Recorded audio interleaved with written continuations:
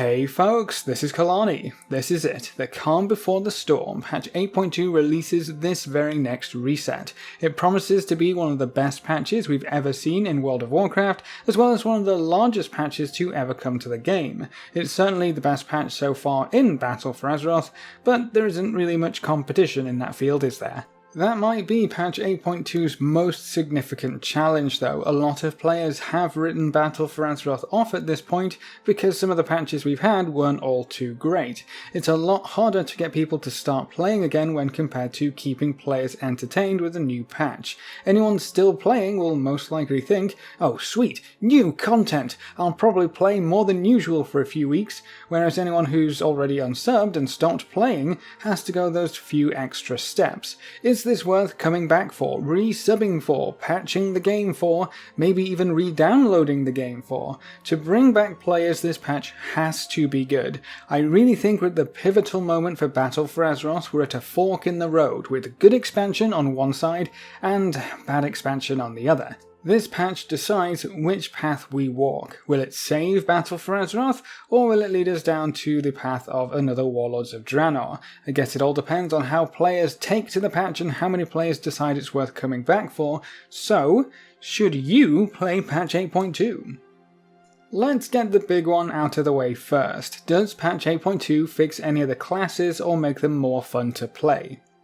Well, not really. There are some new abilities and cooldowns you'll get to use through the Essence system, but they're more like extras tacked on at the end. They don't change anything under the hood, so to speak. You won't get any rotational abilities, they don't affect how your spells or abilities interact with each other. They should hopefully be satisfying to use and fun to push, but they're not going to patch together a broken class. So if the main reason why you either aren't playing right now or aren't having as much fun as you would like to be having, if that's related to you not enjoying how your class or spec feels to play right now, I'm sorry to say that isn't going to change at all in patch 8.2. Classes will all play the same as they have so far in BfA for the most part. I know there's some buffs and nerfs being thrown around, so you might be doing less or more damage, but actual tangible class changes will have to wait until patch 9.0. Blizzard has promised some pretty significant changes when that patch does finally roll around, and they seem to at least understand why some classes feel quite lackluster in Battle for Azeroth right now, so hopefully the next expansion will fix most of our issues on that front. But if you were waiting for 8.2 for class design changes, you're going to be very disappointed, so it might not be worth coming back to the game just yet if you simply don't enjoy playing your characters. On the flip side, if you're happily chugging along in Battle for Azeroth and actually enjoying yourself with the various patches we've had so far, patch 8.2 is probably going to knock your socks off. There is so much to do in this patch. It's insane how much content we'll have access to in just a handful of days. Not all of it is going to be for everyone, but with how much we'll have to do, I'm sure everyone can find at least one slice of this pie to enjoy. There's changes to how Azurite is going to work, there's new zones to explore, and a lot of options for a good old grind if that's what you're really itching for. Now, the Azurite changes are pretty huge, and before you start having flashbacks of regrinding your Azurite traits and write the patch off immediately, let me stop you real quick. Going into patch 8.2, you won't have to regrind any of your Azurite gear traits whatsoever, ever again. The highest requirement for traits on Azurite gear in patch 8.2 is a Heart of Azeroth level 50. That's the max right now for the next few days until the patch goes live, so you can obtain the necessary level for all Azurite traits in patch 8.2 before the patch even goes live. That's not going to increase at all. What that means is that whenever you pick up a new piece of Azurite gear, whether it's from a new raid, one of the new zones, the new mega dungeon, or even from the Azurite vendor, you will automatically have access to every trait on that piece of gear. No holds barred. We'll never have to regrind traits in Battle for Azeroth again. So if you hated the idea of having to grind artifact power to unlock the stuff you already had access to in a previous patch, this patch might be something you can get behind. But that doesn't mean we're done with the artifact power grind though. Artifact power will still level up your amulet, but instead of unlocking Azurite traits, all of that shiny artifact power will go towards empowering your heart in the new Essence system. This is probably my favourite feature in patch 8.2, but if you're already super tired of the Azurite grind in Battle for Azeroth, this might not be a feature that will excite you. This doesn't just continue the Azurite grind, this kicks it into high gear. Artifact power is going to be so much more important in patch 8.2, and you're going to have to grind a lot more of it if you want to unlock the new slots in the heart of Azeroth. The potential power increase you get from grinding extra artifact power is also significantly higher in 8.2 than it has ever been in BfA. It's not just getting a new trait. Some of these essences are truly redonkulous, and you need to unlock the minor slots in your heart to be able to access additional passives. So, if you hate grinding, this patch might not be for you either. But if you love grinding, the new essence system is only the beginning. Something else about the essence system is that it gives a targeted goal in every sense. You can pick and choose which essences you want to go after first, which ones you want to get immediately, and then which ones you want to work on upgrading too. Some of it is time-gated by the Season 3 release and by other requirements like taking down mythic bosses or reaching a certain heart level, but for the most part you can set yourself a goal and continually work towards it at your own pace. We haven't really had this kind of content in so long. You can literally write down a list of steps you need to take and then check them off as you go. A real long-term goal where you can see your progress every step of the way. I'm super excited about this. I'm going to make a little spreadsheet with all of the essences that I want to pick up early, with notes of key steps and everything. It's going to be amazing. If you want to play several classes or several roles, you can work towards the tanking essences and healing essences too. With so many essences on offer, and with them having rarities all the way up to legendary, which will provide you with a prestigious, unique visual, this system should keep us busy for a long time, and that's without even talking about the new zones. If you enjoy working towards goals, patch 8.2 should be really fun for you. That's not the only feature that will let you get your grind on though. The new Mechagon zone is all about grinding, and from what I've seen on the interwebs, Mechagon is shaping up to be the favourite zone already. You don't get much direction on Mechagon. You're introduced to the areas, you start up the storyline, and then you're kind of just told to go have fun. You pick your own goals and then work towards them. Do you want the new mechanical kitty mount? You're going to have to grind out some of the rarer materials on the island and find the blueprint. Do you want to collect the different paint colours for your new kitty mount? That's another goal on your list. You can collect miniatures of several NPCs and monsters, you can craft a few pieces of gear, collect the perfect punch cards for your special trinket, work towards the new faction's reputation to pick up pets, mounts and all the usual goodies, and there's an entire shopping list of blueprints to collect, rares to kill, and construction projects to complete. If you love collecting things or just grinding for rewards in general, Mechagon will be right up your alley, trust me. Everything you do on the island will help you progress towards something. It's up to you what that something is. So if you want to pull all of the mechs you can handle, AoE smash them down, loot all of the spare parts, and rinse repeat, well, you're going to have a lot of fun in this new zone. If you don't like the open-ended type of gameplay that Mechagon offers, you might struggle to enjoy the zone though.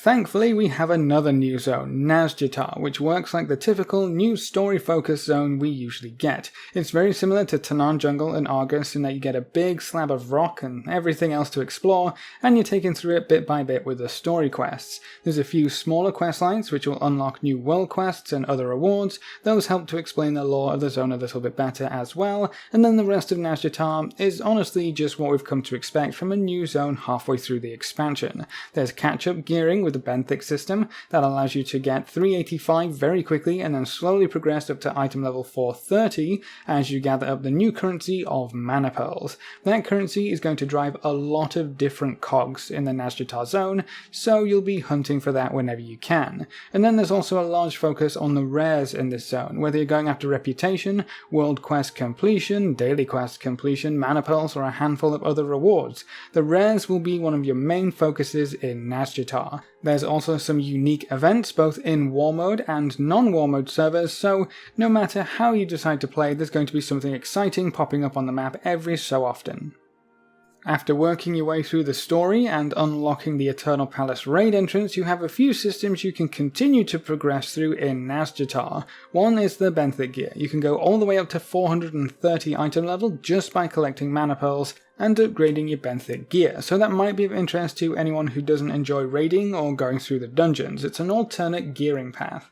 Another system is the bodyguard followers. You can level these friendly chaps up by taking them with you when you start your adventures in Nazjatar for the day. They gain experience from all sorts of activities in the zone, and if you level them up you get bags of shiny rewards, achievements, and the followers will also unlock new abilities, which make them better companions. It's totally worth it to keep one by your side at all times while you're in Nazjatar, so make sure you have one active before heading out. Nazjatar is definitely more structured when compared to Mechagon, so if you like having a clear path in front of you, then you might enjoy this zone a bit more. The trade-off here is that you're definitely going to run out of things to do in Nazjatar way faster than you will in Mechagon. Mechagon will keep you busy for a very, very long time, especially if you're wanting to collect absolutely everything.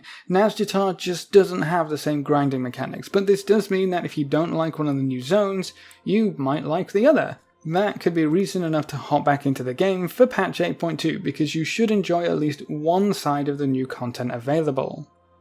And you will have a reason to take part in both zones, by the way, at least if you want to fly in battle for Azeroth. This could be another deal breaker right here. If you're happy that flying is coming back, then you might be more excited to hop into 8.2, but if you don't like that it's locked behind a good chunk of reputation farming, that might put you off a little bit. Personally, I think it's worth the effort, and I'll be farming the rep anyway, so it's just a nice bonus that I'll get to fly through the skies once more. That's definitely going to help with herb farming, if nothing else.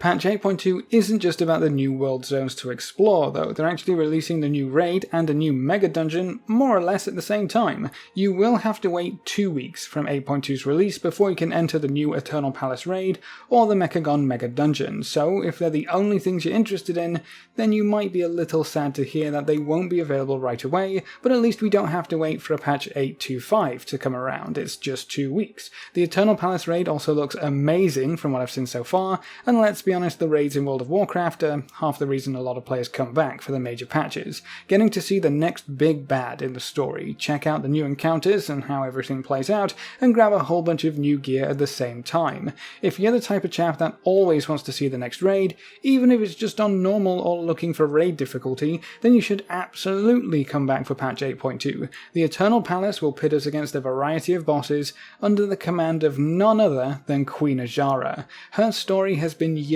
in the making, and not just in World of Warcraft. She's been a big bad behind the curtains for a crazy long time, so that's one loose end that will finally get wrapped up, and even if a good chunk of Battle for Azeroth hasn't been all amazing thus far, the raids have been stellar. I know I wouldn't miss one.